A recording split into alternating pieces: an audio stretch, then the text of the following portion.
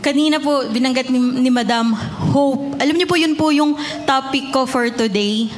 Raise your hope. Raise your hope. And I will give you reasons why we can raise our hopes po. Amen? You know, kasi po yung hope po natin, tayong mga believers, hindi po siya based on luck. Amen? Yung hope natin, hindi siya swerte, hindi siya based on chance. It's based on Jesus. Amen? Jesus who already won the victory for us. Amen po ba? Today, parang we live in a world of sana all. Sana all hope. Diba? Diba pag, sana all nagta-travel. Sana all pumayat. Sana all may jowa. Yung ganun. Tapos yung pag sinabi natin yung sana all, parang yung way niya na medyo may konting inggit. Kasi parang siguro feeling mo, buti pa sa kanya nangyari, no? Sa akin kaya mangyayari. Parang ganun po, di ba? Yung sana all hope. Sana all na-promote, sana all may increase. Di ba?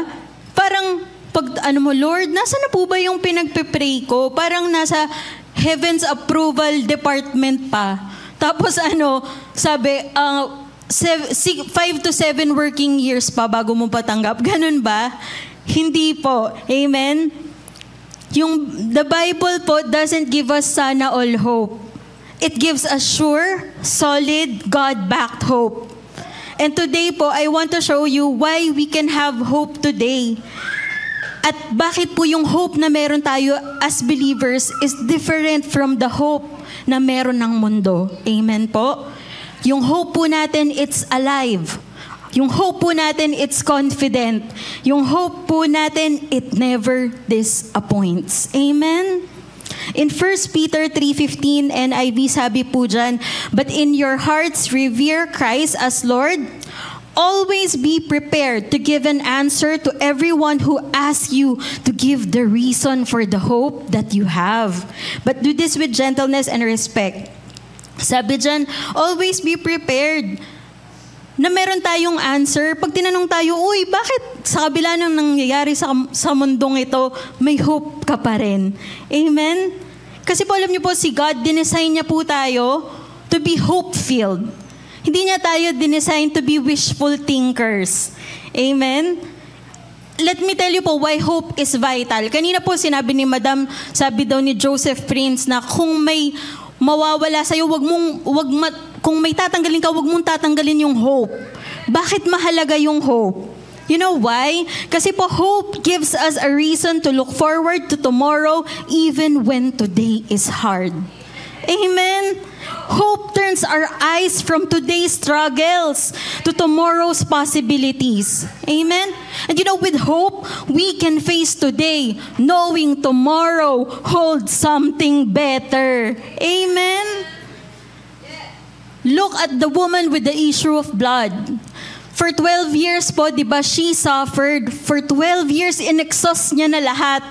Yung finances niya. For 12 years, the doctors did everything, but they still failed to heal the woman. Amen? Pero bakit hindi tumigil yung babae? Amen? Siguro kung iba yun, pagod na ako, 12 years, wala na akong pag-asa. Siguro ganun sa iba, pero yung babae hindi siya tumigil. Why? Because she still had hope. Sabi niya in Matthew 9:21, for she said to herself, if only I may touch his garment, I shall be made well. That wasn't a sana all hope. Amen? So sabi niya, sana gumaling ako. Hindi. Sure siya kasi she heard good things about Jesus and she placed her trust and hope on Jesus. Amen? And because she didn't lose hope, what happened? She received her miracle. Amen? She was made whole. Amen? You know why hope is important? Because hope fuels our faith.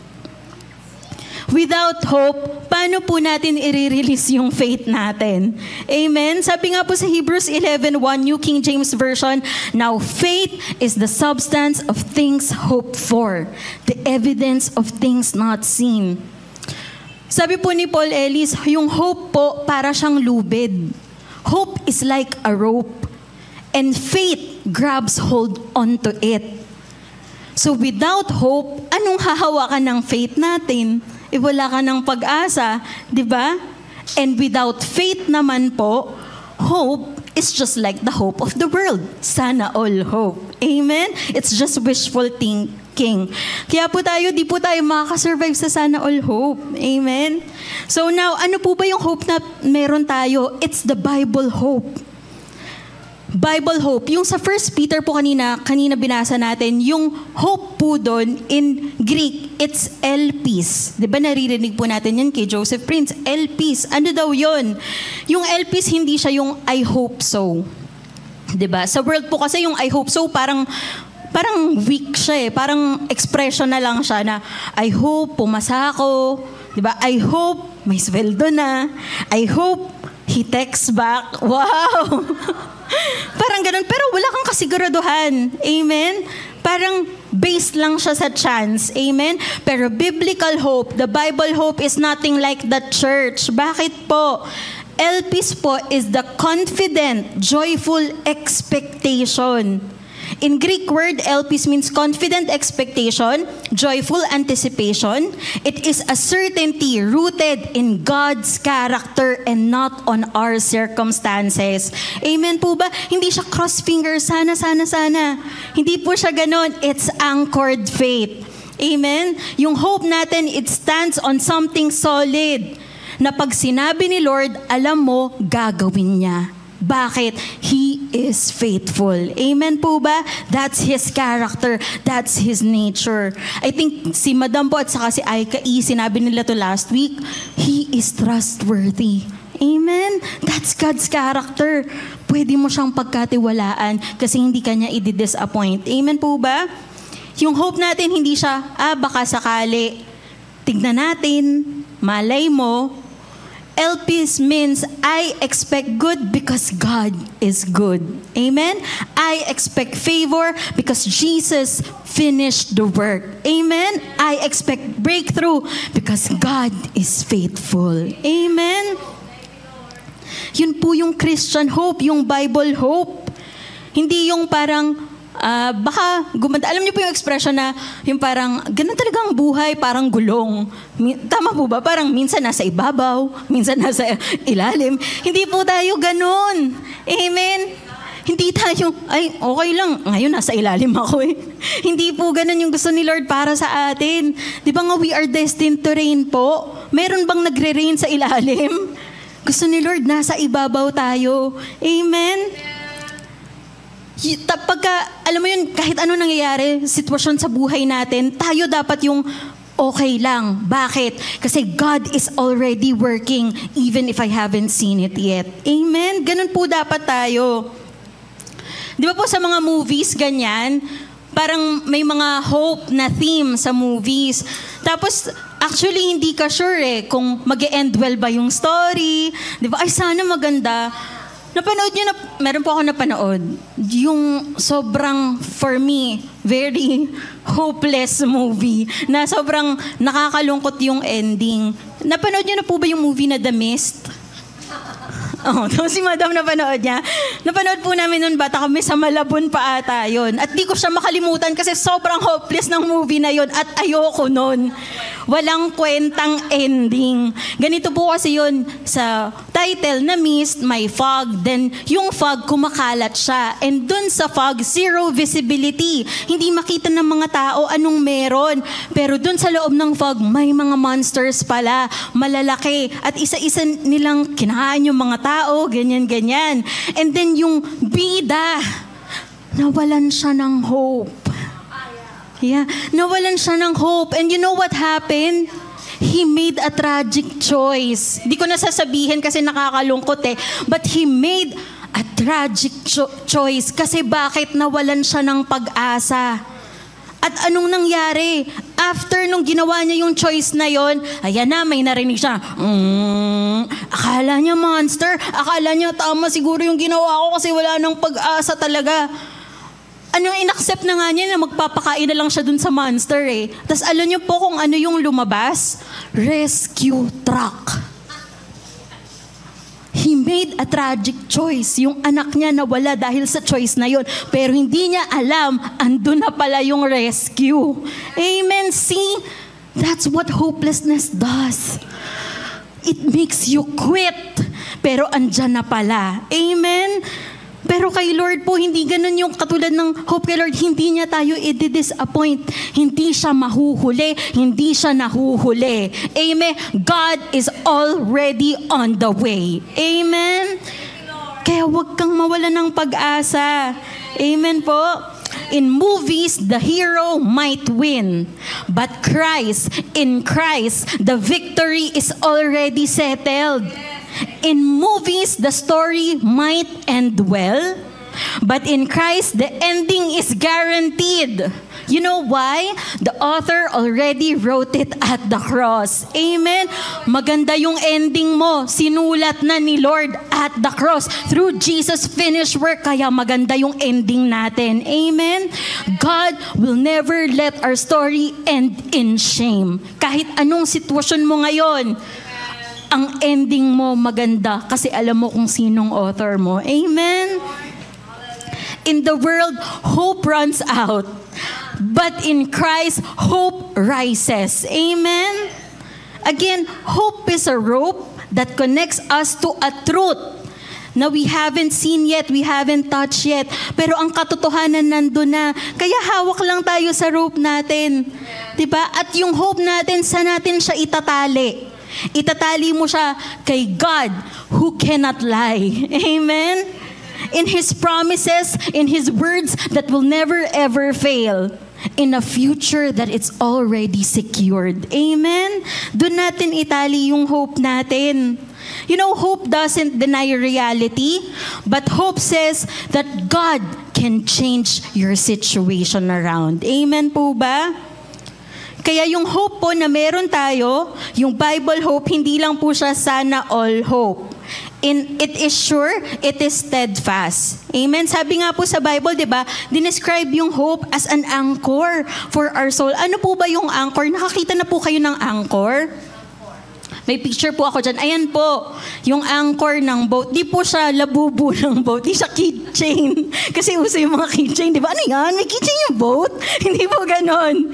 May use po yan. Yung anchor, this prevents a ship or boat from drifting due to wind or currents, ensuring safety and stability. Na kahit malakas yung alon, malakas yung hangin, hindi magdidrift away yung barko. Nandun lang siya sa lugar na yon, yung boat, andun lang. Amen? Sabi nga po, di ba sa Hebrews 6:19 in Amplified Version, this hope, yung hope daw natin, this confident assurance we have as an anchor of the soul. It cannot slip and it cannot break down under whatever pressure bears upon it. A safe and steadfast hope that enters within the veil of the heavenly temple, that most holy place in which the very presence of God dwells. Itong hope na to, it's holding us firm and secure even when life storms rage around us. Amen? Because of Jesus, our hope does not drift. Amen? Our hope does not fail. It keeps us grounded, steady, and confident that the victory is already won. Amen po ba? Ito yung hope na meron tayo na pag nakita ka ng office mate mo, nakita ka ng friends mo, nakita ka ng classmate mo, hoy, bakit parang may kilig sa buhay mo? Wow, laging may kilig sa buhay mo, kilig talaga? Or bakit parang hindi ka nasi-stress? Amen? Or bakit ang saya mo kahit wala pa yung 13th month? Amen? Parang iba po naka-receive na ng 13th month. Amen? So, ganun po yung hope na meron tayo. Amen? In Zechariah 9:12, sabi nga po dyan, di ba? Return to the stronghold, you prisoners of hope. Even today, I declare that I will restore double to you. Gusto ko po yung phrase na yon, prisoners of hope. Bilanggo ng hope. Hindi po tayo prisoners of fear. Hindi po tayo prisoners of guilt. Pero hindi po tayo prisoners of bahala na. Hindi po tayo prisoners of I hope so, pero prisoners of hope po tayo. Ano pong ibig sabihin nun? We are so surrounded, we are so held so captured by God's promises that we can't help but expect good things from God. Amen?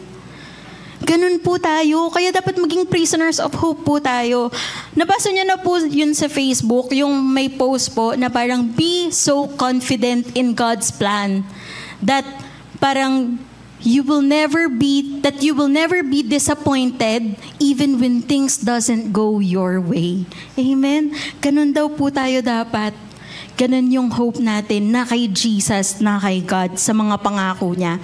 Sabi pa nga po sa 1 Thessalonians 5:8 tinawag po dyan yung hope as helmet.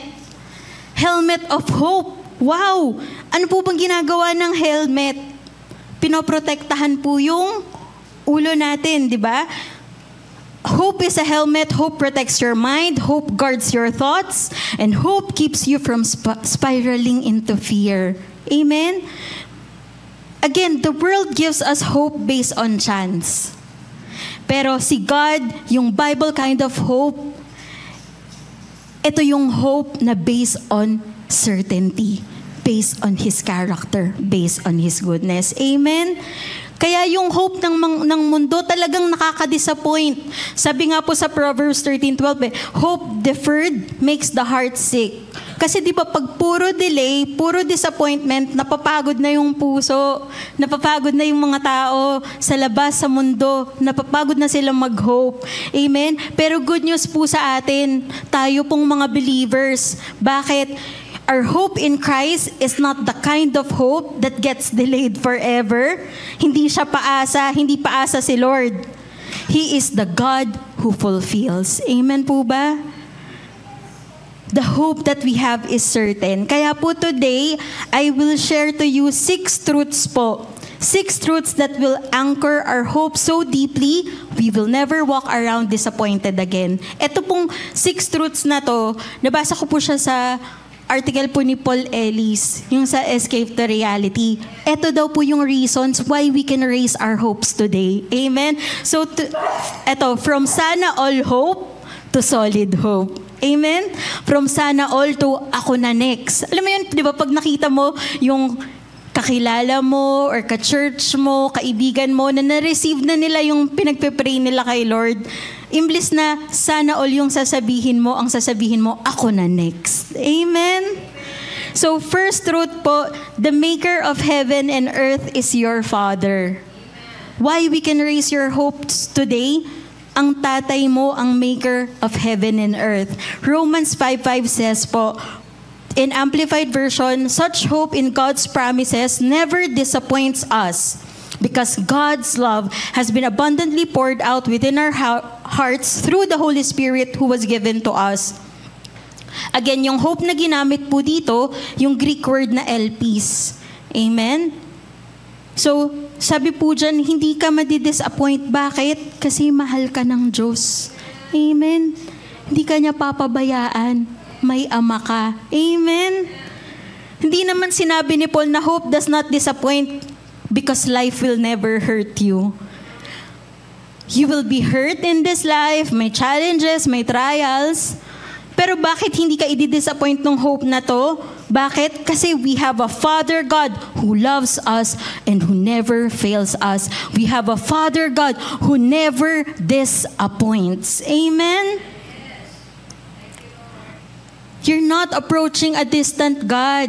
Diba, yung dati po, yung shinare ko po yung rooted in love. Diba? Sabi ko po, yung may point po ako doon na God's love is personal. It's intimate. Amen? It's not distant. You're approaching Abba Father who loves you more than you can ever imagine. Hindi ka soldier earning for approval. Hindi ka servant trying to impress your master. Anak ka, you are a deeply loved child of God. Amen? Saka sabi nga dyan, the Holy Spirit pours abundantly that love into our hearts. Binuhos yung pagmamahal, hindi binisik. Amen? Abundantly, ibig sabihin, generously. Amen? Kaya po'y prayer po natin na, Lord, bigyan mo pa ako ng hope. Pero maging prayer po natin yung, Lord, bigyan mo pa po ako ng deeper revelation ng love mo para sa akin. Amen. Bakit? Kasi hope grows where love is known. Di ba, pag alam mong mahal ka, dun ka nagkaka-hope sa tao. Amen? Sabi po ni Brennan Manning, siya po ay isang American author na former priest. Sabi niya po sa book niya na Ragamuffin Gospel, Abba is not our enemy. If we think that, we are wrong. We need a new kind of relationship with the Father that drives out fear and mistrust and anxiety and guilt, that permits us to be hopeful and joyous, trusting and compassionate.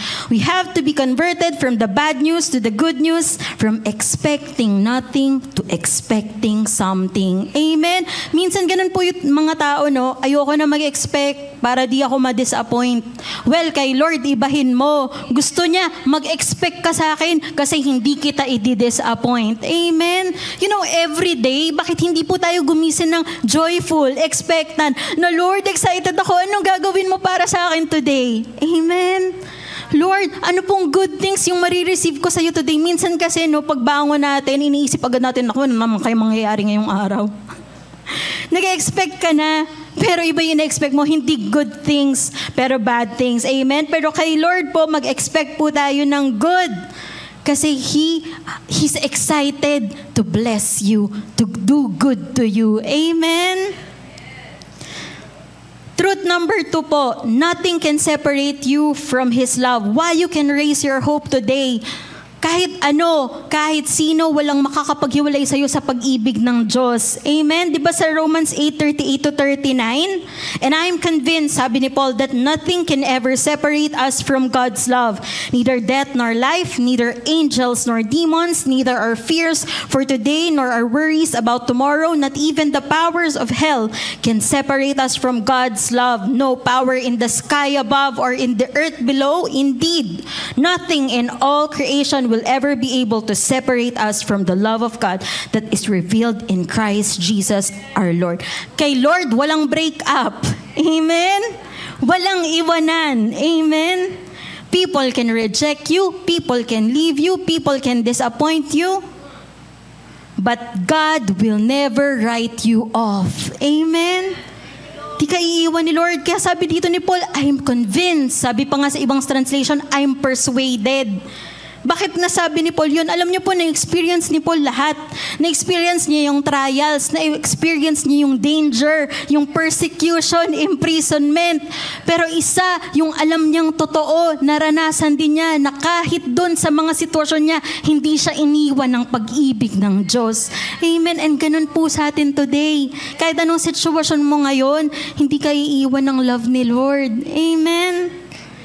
When fear whispers na parang, hindi, you messed up, wala na, iwan ka ni Lord, let the truth be louder. He still loves you. Amen? Why we can raise our hope? Truth number 3, you are one with Christ. We are united with Christ. Ito po yung tinuturo ni Pastor Jun sa GDT niya, di ba? You are in union with God. So in Colossians 1:27, New Living Translation po, sabi dyan, for God wanted them to know the riches and glory of Christ are for you Gentiles too. And this is the secret. Christ lives in you. Christ lives in us. Amen? And this gives you assurance of sharing His glory. Christ in you, the hope of glory. Yan po yung sabi sa Colossians 1:27. Ano pong ibig sabihin nito? Hindi ibig sabihin nito makikishare tayo sa glory ni God na we can also take credit, yung praise, ganyan. Hindi po ganun yung glory dito. Yung glory po dito, it means po na si Kristo na nasa sa atin na, ang guarantee po na mararanasan natin ang glory ni God. Ano po ba yung glory? His goodness, His beauty, His power made visible. Amen? Anong ibig sabihin? Christ is in you. So the glory now is inside you and it will show up in your life. Gusto niyo po ba yun? You can expect good in your future. Because the most glorious one lives inside you. Wow! Christ in you is the assurance that God's goodness will show up in your life. Amen? Not someday, not only in heaven, pag nandun na tayo, today. Right here, right now, in the midst of your challenges, His goodness will show up in your life. Amen? Because He is in you. It means Christ's future is your future. His victory is your victory. His seat is your seat. Diba? In Ephesians 2, sabi dyan, Ephesians 2, sige po, 4 to 5 hanggang 6. Sabi dyan, di ba? But because of His great love for us, God who is rich in mercy, verse 5, made us alive with Christ, even when we were dead in transgressions. It is by grace you have been saved. And verse 6, and God raised us up with Christ and seated us with Him in the heavenly realms in Jesus Christ. We are seated with Him in the heavenly places. Amen? It means we're not fighting from here, dito sa kaluguluhan sa mundo. Pero we're fighting from a position na nasa taas tayo. Amen? We are operating from heaven's perspective. Ang problema nasa ibaba mo, nasa ilalim mo. Amen? Hope becomes natural when your position is secured above the storm. Amen? Ano pang ibig sabihin ng Christ in you? The hope of glory. His inheritance is your inheritance. Diba? Romans 8:17. We are heirs of God and co-heirs with Christ. Again, co-heirs, whatever belongs to Jesus Christ now belongs to you. Amen? Alam niyo po ganito, para pong si Jesus, siya po yung MVP sa basketball. Sino po dyan, di ba? Mahilig sa basketball. MVP siya. Tapos tayo po yung player na last minute na lang, pinasok tayo. Pero, pinasok tayo, tapos wala lang, gumanyan-ganyan lang, tapos nilabas ka ulit. Tapos nanalo yung team nyo dahil ang galing ni Jesus, yung MVP. So yung panalo niya, panalo mo. Amen? So sure win tayo. Kahit gumanyan-ganyan ka lang dun sa court. Amen? Sure win tayo. His victory is your victory. Amen? Thank you, Lord. Championship nakuha pa rin natin. Amen? Truth number 4 po, you are eternally secure. Why we can raise our hopes today, you are secured in Jesus. Amen? 1 Corinthians 1:8-9 NIV sabi, He will also keep you firm to the end so that you will be blameless on the day of our Lord Jesus Christ. Verse 9, God is faithful who has called you in fellowship with His Son, Jesus Christ our Lord. He will keep you firm to the end. Wow! Ano ibig sabihin nun? Napansin nyo? Sabi, He will keep you. Hindi you will keep yourself. Your security is not based on your grip on God. Lagi ito sinasabi ni Pastor at ni Madam. Hindi yung Lord, kakapit ako sa iyo Hindi, Lord, wag mo akong ihulog. Hindi ka niya ihulog. Di ba sinabi yun ni Pastor dati na pag ikaw talaga yung kumapit, mangangawit ka, mangangalay ka, mahuhulog ka. Pero tandaan mo, siya yung nakakapit sa'yo. Amen? Sabi ni, come on, let's just praise the Lord. Sobrang buti ng Panginoon sa atin. Amen? Sabi po sa John 10:28, I give them eternal life and they shall never perish. No one will snatch them out of my hand. At hindi pa yon. Sabi ni Jesus, no one will snatch you out of His hand. In verse 29, ituloy natin, My Father who has given them to me is greater than all. No one can snatch them out of my Father's hand. Anong ibig sabihin nun? Double-held ka. Dalawa yung humahawak sa'yo. Amen. Alam niyo po, nakakatawa kahapon, yung kapatid ko kasama ko, si EJ, ang laki po ng kamay nun pinahawak ko lang sa kanya yung susi ko. Sabi ko, pakihawak nga, nag-slip pa sa kamay niya. Sabi ko, ano ba yung kamay mo? Pero alam mo, ikaw di ka magsislip sa kamay ni Lord. Dalawa yung nakahawak sa'yo Matatakot ka pa ba? Again, you are eternally secure in Jesus Christ. Amen. Hindi ka papabayaan ni Lord. Your salvation began with His faithfulness and it will end in His faithfulness. Amen? Hindi ito parang promo code sa Lazada. Sorry, invalid na. Expired na. Amen? Hindi po ganon. God never say, oops, sorry anak. Sorry anak, nagkamali ako. Medyo buburahin na kita sa aklat ng buhay. Hindi pa ganun pag nagkamali ka, wala nang burahan. Amen? Eternal redemption, di ba? Eternal forgiveness, yun yung na-receive natin. Hindi mo mawawala yung salvation mo. Hindi yan parang wallet, AirPods, coin purse na nawala. Amen? It's God's gift, and gifts from God are permanent. Amen? In 1 Thessalonians 5:9, sabi po dyan, God did not appoint us to wrath, but to obtain salvation. Amen? Si Lord, He already made a decision about our future. And His decision is not wrath. His decision is salvation. Kung may Google Calendar po si Lord, hindi po tayo nakabook sa may appointment ka kay Lord, ang nakabook ka sa 3 p.m. judgment, 3 p.m. wrath. Alam niyo saan tayo nakabook? Sa mercy, sa favor, sa blessings. Amen? Sa salvation, sa grace. Doon tayo nakabook. Thank you, Lord. Amen? That's why we can have hope today. Bakit?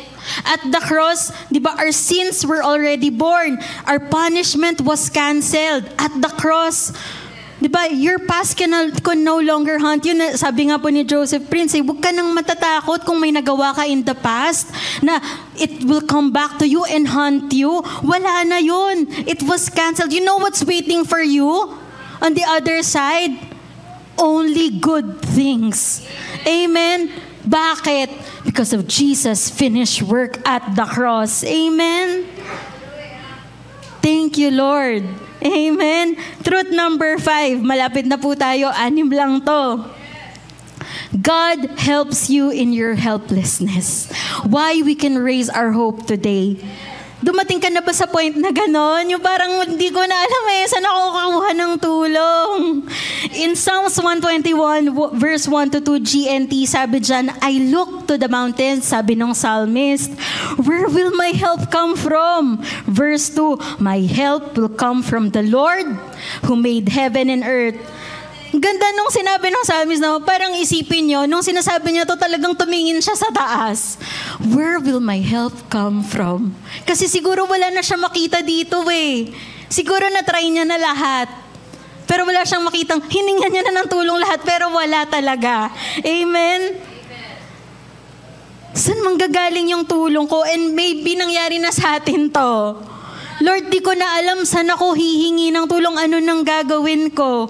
Kaya napatingin ka na sa taas, Lord. Sa'yo galing. Hindi nag-end sa question na, where will my help come from? Ang sagot na sa verse 2, my help will come from the Lord who is the maker of heaven and earth. Wow! Amen! Your help will come from the Lord, not from people. Not from your own ability. Kasi, di ba, other people can only do so much din. May mga sarili din po silang problema Amen?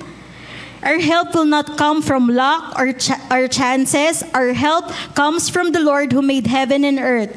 Kung ang Creator mismo ng lahat ng bagay sa mundo, ang helper mo, hindi ka magiging helpless. Amen? When you don't know what to do, when you can't fix the situation, pag wala ka ng strength left, God steps in, God holds you, God helps you. Amen? Kaya we can raise our hopes because when you're helpless, God is not helpless. Amen? Hindi ka papabayaan ni Lord. Kung yung mga ibon nga, di ba di niya pinabayaan? Hindi nagutom. Ikaw din, di ka magugutom. Amen? Sabi po sa Isaiah 40:31 in NIV, but those who hope in the Lord will renew their strength. Those who hope on the Lord. Yung hope po dito na word, sa Hebrew po, ang meaning po niya, kava. Kava. Ibig sabihin po dito, to bind together like a rope. To expect, to look forward. Amen? Kay Lord daw tayo mag-e-expect, hindi sa tao. Di ba kapag kay Lord tayo nag-hope, kay Lord tayo nag-wait, kay Lord tayo mag-expect, our strength will be renewed. Amen? Kasi pag talagang sa mundo ka nakatingin, madidisappoint ka, panghihinaan ka ng loob Diba? Yung sinasabi po ni Madam, diba? Yung hope natin wala sa government. Wala sa ekonomiya natin. Amen? Pero may hope pa rin tayo kasi it's coming from the Lord. Amen? So, kahit gaano kalaki po yung problema nyo, sabihin mo sa problema mo, huy, malaki ang Diyos ko. Amen? And tingnan mo kung hindi matunaw yung mga mountain of problems mo. Amen? Truth number 6 po, God, why you can raise your hope today, God believes in you. Wow! Si Lord, He believes in me. Amen? Ano pong ibig sabihin nun? Hindi dahil naniniwala siya sa kakayanan natin. Pero kasi He knows the destiny that He planned in us. Wow! May destiny ka. Amen? God hopes in you not because of your potential, but because He already sees your finished story. In Jeremiah 29:11, New Living Translation, sabi po dyan, "For I know the plans I have for you, says the Lord. They are plans for good and not for disaster, to give you a future and a hope." Amen. Plano ni Lord sa'yo, hindi harm, hindi disaster, but good. Amen. And the hope. Yung hope naman po na ginamit dito is the Hebrew word tikva. Kung naaalala nyo po yan, di ba nabanggit na po tayo ni Madam, nila Pastor, tikva yung kay Rahab, yung prostitute, yun yung hinulog niya dun sa kanyang yung sa window niya para makita nila, 'di ba? Para spare siya at yung family niya. 'Di ba? So tikva is a rope. Rope siya, cord. So parang sinasabi ni Lord, anak ko, here's something solid to hold on to. Yung mga pangako ko sa'yo. Amen. Yung maganda mong future. Panghawakan mo yung mga salita ko. Amen. Kasi di ba kanina yung kava is to expect, to trust. Tapos yung tikba naman, God's promise. So parang yung kava, yun yung action natin na to trust in what? In tikba, in God's promises. Amen. Kaya God's hope isn't maybe kasi may solid tayong panghahawakan. Amen? Again, hawakan mo. Itali mo yung hope mo. Unang-una sa katotohanan na God cannot lie. Amen? Di ba Numbers 23:19, New Living Translation, God is not a man, so He does not lie. He is not human, so He does not change His mind. Hindi pa bago-bagong isip ni Lord. Amen? Has He ever spoken and failed to act? Has He ever promised and not carried it through? Di ba? No. Ang sagot dyan, wala pa. Another one, saan mo itatay yung hope mo? Sa promises that cannot fail. Luke 1:37, "For no word from God will ever fail." May pangako ba si Lord sa buhay mo? May salita ba siyang sinabi sa'yo? May word ba siya sa'yo? Panghawakan mo yan kasi it will never fail. Amen? Psalms 145:13, "The Lord is trustworthy in all He promises, and He is faithful in all He does." God is a promise keeper. Amen? 2 Corinthians 1:20, "For no matter how many promises God has made, they are yes in Christ." Wow! Walang no, walang maybe. Di ba? All the promises of God are yes and amen. Amen? Ano pa? Yung word niya, unbreakable. Hebrews 6:17-18, New Living Translation, "God also bound Himself with an oath so that those who received the promise could be perfectly sure that He will never change His mind." Verse 18, "So God has given both His promise and His oath. These two things are unchangeable because it is impossible for God to lie." Kung si Lord may hindi kayang gawin, yun ay magsinungaling. Amen? God is the God of the impossible. Pero kung may isang bagay na imposibleng gagawin niya, yun ay magsinungaling siya. Amen? At nagbigay na siya ng promise. Nag-swear pa siya. Di ba? Hindi naman, alam ko si Madam nagsabi nun dati before na, pwede namang hindi na siya nag-swear pero para sa atin, para sa benefit natin yun. Kaya promise talaga. Amen? Pag si Lord ang nag-promise talaga, sure yun. Pag tao, yung sabi ni Madam last week, di ba? Yung nag-promise na nga, gusto mo pa, tutuparin. Amen? Si Lord lang po gagawa nun. Nag-promise na siya, tutuparin pa niya. Amen?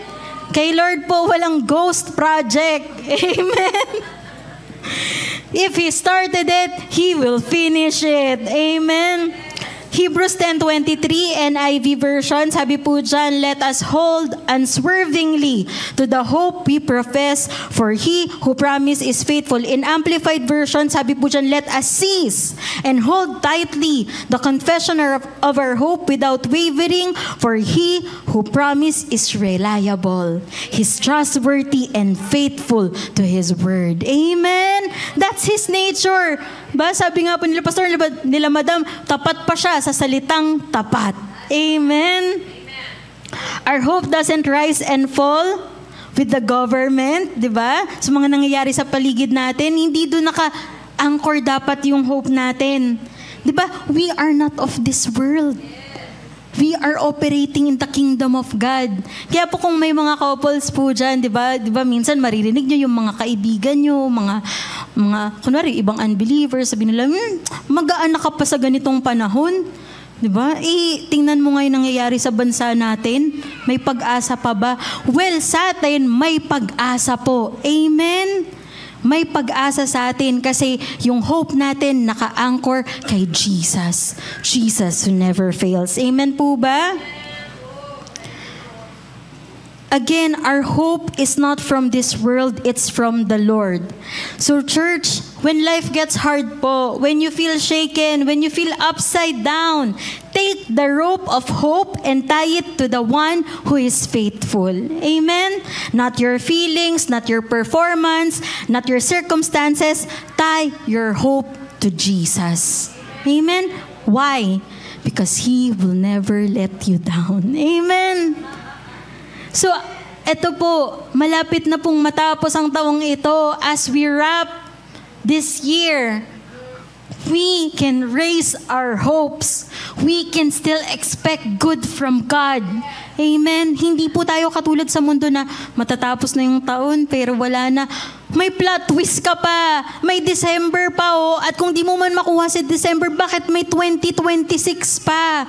Amen? Be expectant. Diba? Joyful expectation nga. Confident expectation of good. Amen? Hindi dahil easy yung life, magiging easy siya, but because God's got you. Amen? Whatever you're facing, tandaan mo, He's holding on to you. You are double-held. Trust in His plans. Finish this year strong. Amen? With hope that doesn't disappoint. We can even hope na 2026 for more good things are in store for us. Amen? Marami pang magagandang bagay yung naka-line up para sa atin. Mag-expect tayo kasi yun yung totoo. Amen? If it's not, di ba may linya po sa kinakanta natin, if it's not good, then it's not done. He's not done with it yet. Nasa sitwasyon ka ba ngayon na it's not good? Huwag kang susuko kasi it's not done. Amen? He's not done with you. We can hope that more beautiful days are waiting for us because of the finished work of Jesus Christ. Because His hope never disappoints. He already poured His love on us. Amen? Alam mo, God loves us so much to leave you in that situation. Amen? He loves us so much para iwan tayo kung nasan tayo ngayon. Amen? Hindi niya gusto na manatili ka dyan sa sitwasyon na yan. Amen? He's already working behind the scenes. At kahit hindi mo pa nakikita, may plano siya para sa'yo at maganda yun. Amen? Yun lang po ay hope that you receive something today, church. You know, again, thank you, Lord God. So, yung 6 truths po natin, review lang natin, ang liit. Basahin ko na lang. So, reasons why we can raise our hopes. The maker of heaven and earth is your Father. Amen? The reason why we can raise our hope, nothing can separate you from His love. You are one with Christ. You are eternally secure. God helps you in your helplessness. And number 6, God believes in you, in the future that He's already planned out for you. Amen. So, Father, we thank you for today. Thank you, Father God, that you've already poured out your love towards us in our hearts by the Holy Spirit. Salamat, Panginoon, that you have given us good hope, Bible hope by grace. Amen. And thank you, Father God. I pray po, Panginoon, na just reveal how much you love your children, your beloved children, na ma-experience nila at makita nila yung pagmamahal mo, Panginoon. You know, kahit anumang sitwasyon, one thing is for sure, yung pag-ibig mo ay hindi kami iiwan. Thank you, Father God. Thank you that we can raise our hopes, because the hope that we have is a confident expectation of good. Because the hope that we have is based on certainty, based on your faithfulness, based on your trustworthiness, based on your reliability, God. We thank you, Father God, because our hope is on you. Alam namin na you will never let us down. Amen? Thank you that you never go back on your word. Whatever you say, Lord, we can expect that it will surely come to pass. We thank you, Father God. We thank you, Jesus, for your finished work, because we know that waiting on us is nothing but good. No punishment, no wrath, no judgment, only good things. And sinabi mo yan, Panginoon, sa iyong salita, surely goodness and mercy will hunt us down all the days of our lives. Amen. We thank you, Father God. We thank you. Our hope is in you, Jesus, the one who is faithful, the one who holds us, the one who will never let us go. We worship you. We give you praise today. We glorify your name. In the mighty name of Jesus, everybody say